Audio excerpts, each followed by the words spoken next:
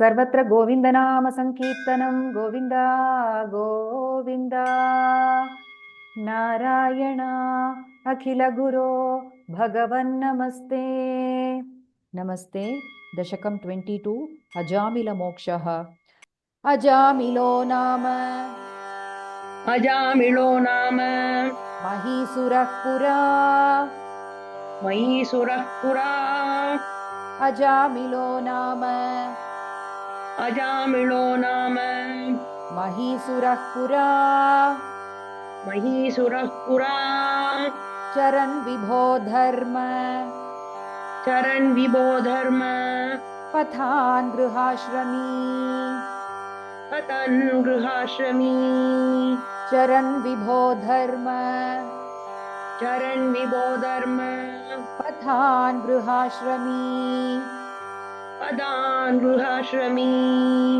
गुरोर्गिरार्कान् नमेत्य दृष्टवान् गुरोर्गिरार्कान् नमेत्य दृष्टवान् सुदृष्टशीलाम् कुलटां मदाकुलां सदृष्टशीलां कुलटां मदाकुलां अजामिलो नाम महीसुरः पुरा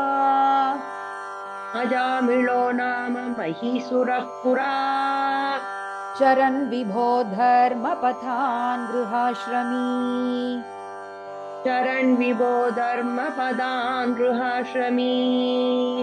गुरोर्गिरार्कान् नमेत्य दृष्टवान्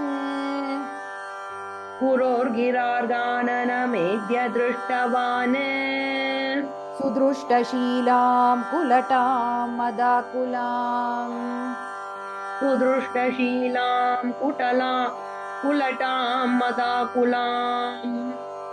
अजामिलो नाम महीसुरः पुरा चरन् विभो धर्मपथान् गृहाश्रमी गुरोर्गिरार्कान् नमेत्य दृष्टवान् सुदृष्टशीलां कुलटां मदाकुलां स्वतः प्रशान्तोऽपि तदा हृताशयः स्वतः प्रशान्तोऽपि तदा हृताशयः स्वधर्ममुत्सृज्य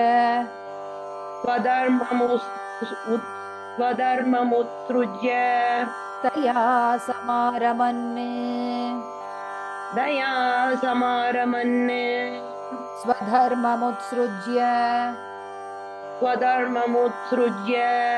तया समारमन्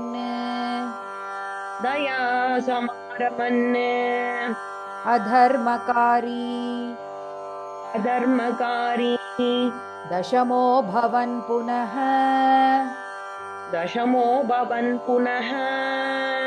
अधर्मकारी दशमो भवन् पुनः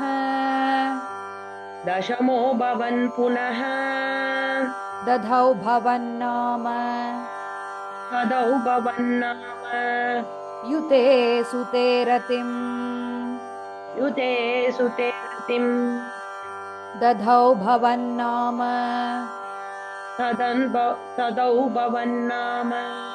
युते सुते रतिम्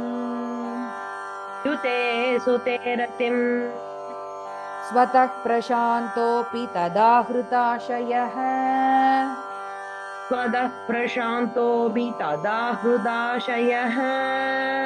स्वधर्ममुत्सृज्य तया समारमन्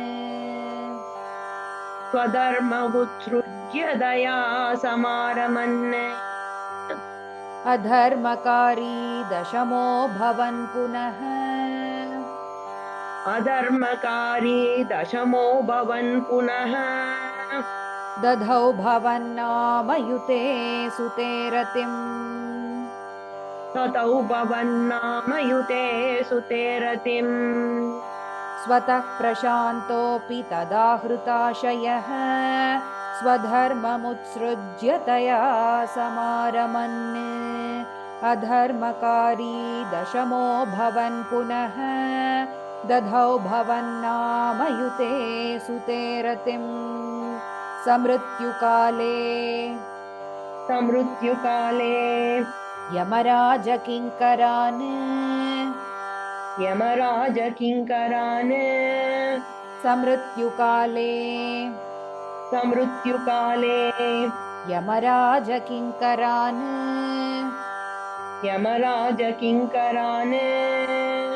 भयङ्करात्रीन् भयङ्करात्री अभिलक्षयन् भिया भयङ्करात्रीन् अभिलक्षयन् भिया पुरामनाक्त्वत् स्मृतिवासनाबलात्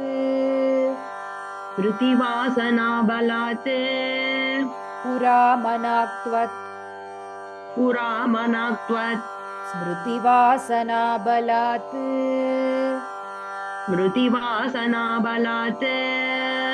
जुहावनारायण नामकं सुतम् जुहावनारायण नामकं सुतम् समृत्युकाले यमराजकिङ्करान्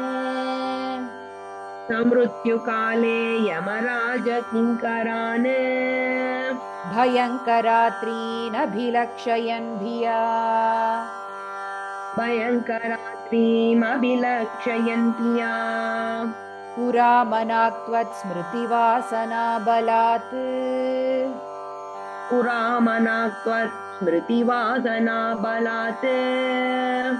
जुहावनारायण नामकं सुतम्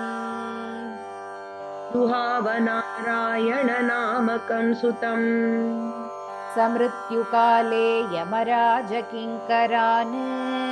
भयङ्करात्रीनभिलक्षयन् भिया पुरामनाक्त्वत् स्मृतिवासनाबलात्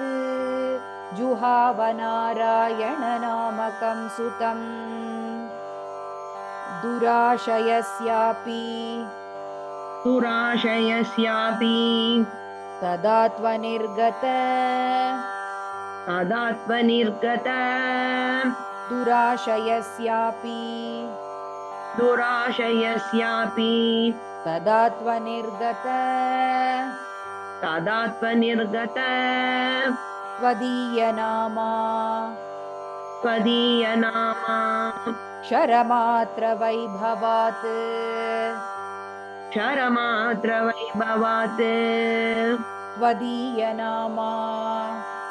त्वदीयनामा क्षरमात्रवैभवात्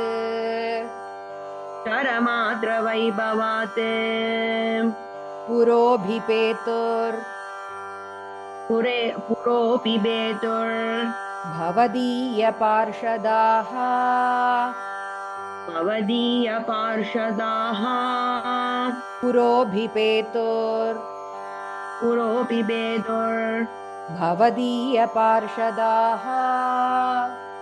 भवदीयपार्षदाः चतुर्भुजाः पीत पटामनोहराः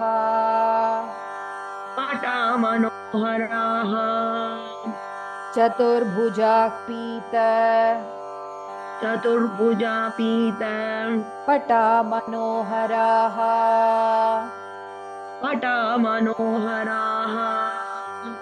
दुराशयस्यापि तदा त्वनिर्गत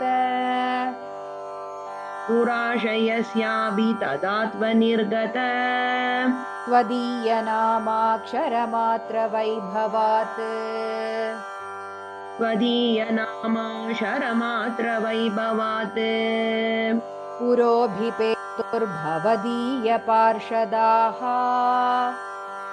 पुरोऽपि भेदोर्भवदीयपार्षदाः चतुर्भुजाः पीतपटा मनोहराः चतुर्भुजा पीतपटा मनोहराः दुराशयस्यापि तदा त्वनिर्गत त्वदीयनामाक्षरमात्रवैभवात् पुरोऽभिपेतुर्भवदीयपार्षदाः चतुर्भुजाः पीतपटा मनोहराः अमुं च सम्पाश्य विकर्षतो भटान्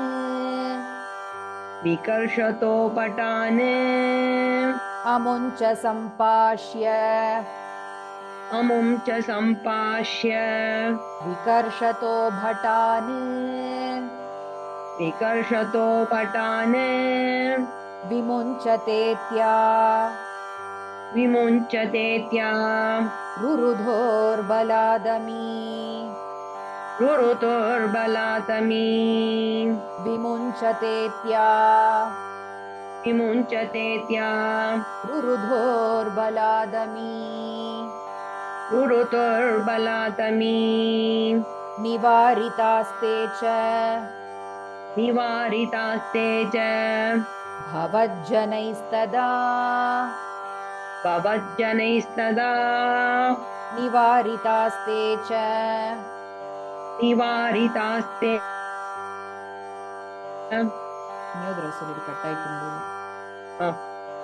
निवारितास्ते च भवज्जनैस्तदा तदीयपापम् निखिलं न्यवेदयन्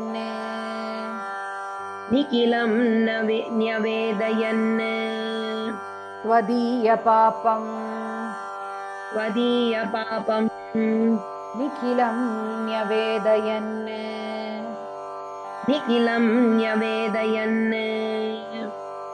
अमुञ्च सम्पाश्य विकर्षतो भटान् विमुञ्चतेत्यारुरुतुर्बलातमी निवारितास्ते च भवज्जनैस्तदा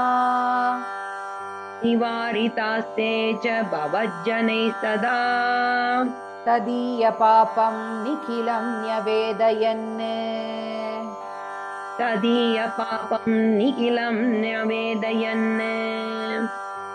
अमुञ्च सम्पाश्य विकर्षतो भटान् विमुञ्चतेत्यारुरुधुर्बलादमी निवारितास्ते च भवज्जनैस्तदा तदीयपापं निखिलं न्यवेदयन् भवन्तु पापानि कथं तु निष्कृते भवन्तु पापानि कथं तु निष्कृते कृतेऽपि भोदण्ड नमस्ति पण्डिताः कृतेऽपि भोदण्ड नमस्ति पण्डिताः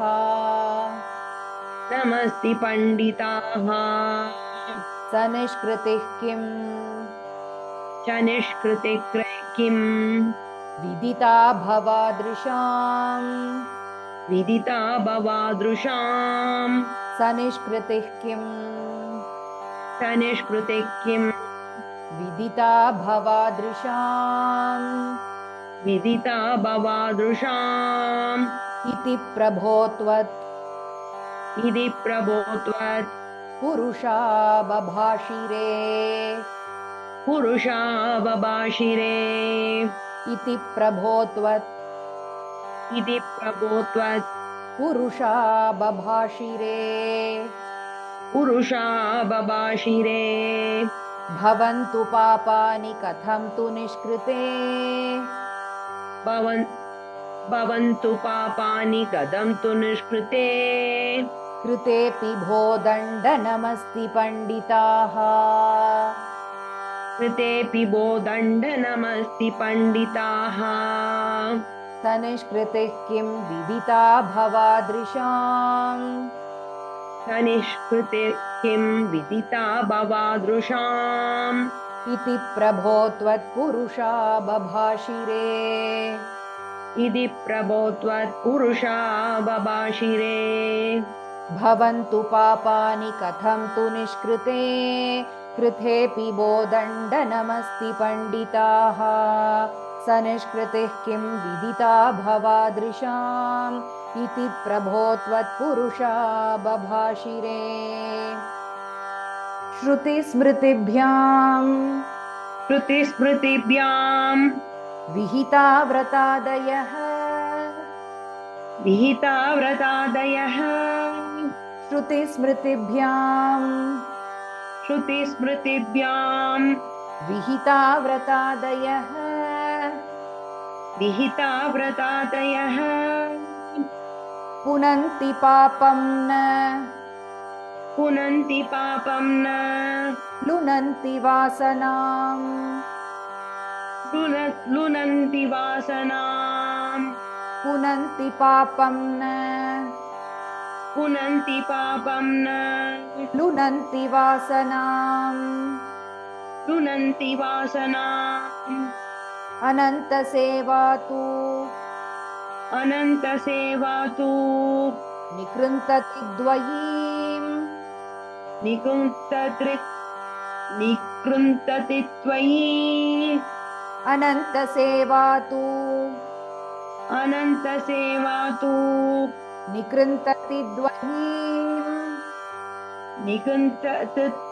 निकृन्तति त्वयि इति प्रभो त्वत् इति प्रभोत्वत् पुरुषा बभाषिरे पुरुषा बभाषिरे इति प्रभो त्वत् इति प्रभोत्वत् पुरुषा बभाषिरे पुरुषा बभाषिरे श्रुतिस्मृतिभ्यां विहिता व्रतादयः श्रुतिस्मृतिभ्यां विहिता व्रतादयः पुनन्ति पापं न लुनन्ति वासनाम् पुनन्ति पापं न लुनन्ति वासनाम् अनन्तसेवा तु निकृन्तति द्वयीम् अनन्तसेवा तु निकृन्तति त्वयि इति प्रभो त्वत्पुरुषा बभाषिरे इति प्रभोत्वत्पुरुषा बभाषिरे श्रुतिस्मृतिभ्यां विहिता व्रतादयः पुनन्ति पापं न लुनन्ति वासनाम् अनन्तसेवा तु निकृन्तति द्वयीम् इति प्रभो त्वत्पुरुषा बभाषिरे अनेन भोजन्म सहस्रकोटिभिः सहस्रकोटिभिः अनेन भोजन्म सहस्रकोटिभिः कृतेषु पापेष् वपि निष्कृतिः कृता वभिनिष्कृतिः कृता कृतेषु पापेष् वपि निष्कृतिः कृता वभिनिष्कृतिः कृता यदग्रहीन्नाम यदग्रहीन्नाम भयाकुलो हरेः भयाकुलो हरेः यदग्रहीन्नाम यदग्रहीन्नाम भयाकुलो हरेः भयाकुलो हरेः इति प्रभोत्वत् इति प्रभोत्वत् पुरुषा बभाषिरे पुरुषा बभाषिरे इति प्रभोत्वत् इति प्रभोत्वत् पुरुषा बभाषिरे पुरुषा बभाषिरे अनेन भोजन्म सहस्रकोटिभिः अनेन भोजन्म सहस्रकोटिभिः कृतेषु पापेष्वपि निष्कृतिः कृता कृतेषु पापेष्वपि निष्कृतिः कृता यदग्रहीन्नाम भयाकुलो हरेः यदग्रहीन्नाम भयाकुलो हरे इति प्रभोत्वत्पुरुषा बभाषिरे इति प्रभोत्वत् पुरुषा बभाषिरे अनेन भोजन्म सहस्रकोटिभिः कृतेषु पापेष्वपि निष्कृतिः कृता यदग्रहीन्नाम भयाकुलो हरेः इति प्रभोत्वत्पुरुषा बभाषिरे नृणाम बुद्ध्यापि प्रणाम बुद्ध्यापि मुकुन्दकीर्तनम् मुकुन्दकीर्तनम् नृणाम बुद्ध्यापि प्रणाम बुद्ध्यापि मुकुन्दकीर्तनम् मुकुन्दकीर्तनम् दहत्यघौघान् दहत्य गौगान् महिमास्य तादृशः महिमास्य तादृशः दहत्यघौघान् दहत्य गौगान् महिमास्य तादृशः महिमास्य तादृशः यथाग्निरेधांसि यदाग्निरेतांसि यथौषधं गदान् यदौषधं गदान् यथाग्निरेधांसि यदाग्निरेतांसि यथौषधं गदान् यदौषधं गदान् इति प्रभोत्वत् इति प्रभोत्वत् पुरुषा बभाषिरे पुरुषा बभाषिरे इति प्रभोत्वत् इति प्रभोत्वत् पुरुषा बभाषिरे पुरुषा बभाषिरे नृणाम बुद्ध्यापि मुकुन्दकीर्तनम् नृणाम बुद्ध्यापि मुकुन्दकीर्तनम् दहत्यघौघान् महिमास्य तादृशः दहत्य गौगान् महिमास्य तादृशः यथाग्निरेधांसि यथौषधं गदान् यथाग्निरेतांसि यथौषधं गदान् इति प्रभोत्वत्पुरुषा बभाषिरे इति प्रभोत्वत् पुरुषा बभाषिरे नृणाम बुद्ध्यापि मुकुन्दकीर्तनम् दहत्यघौघान् महिमास्य तादृशः यथाग्निरेधांसि यथौषधं गदान् इति प्रभोत्वत्पुरुषा बभाषिरे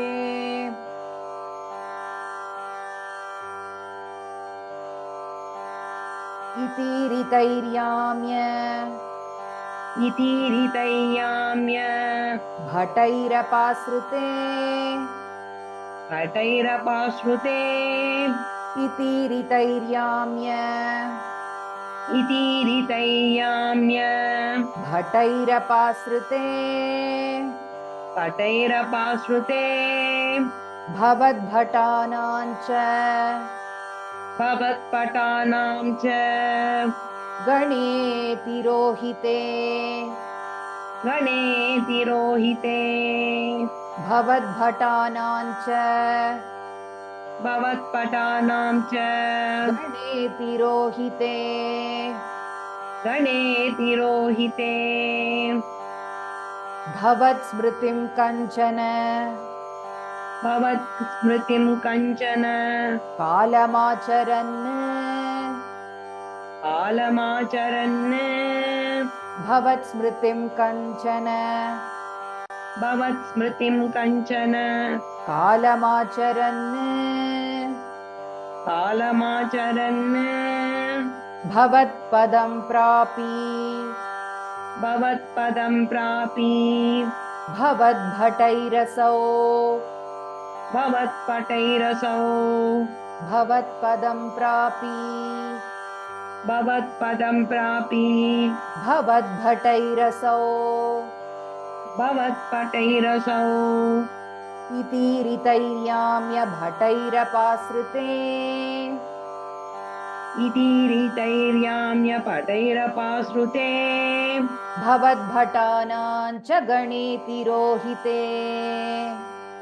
भवत्पटानां च गणेति रोहिते भवत्स्मृतिं कञ्चन कालमाचरन् भवत्स्मृतिं कञ्चन कालमाचरन् भवत्पदं प्रापि भवद्भटैरसौ भवत्पदं प्रापि भवत्पटैरसौ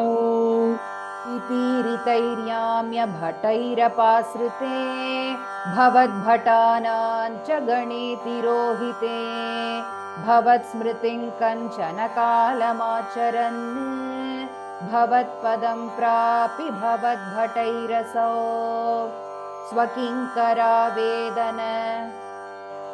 स्वकिङ्करावेदन शाङ्कितौ यमः शाङ्कितो यमः स्वकिङ्करावेदन स्वकिङ्करावेदन शाङ्कितो यमः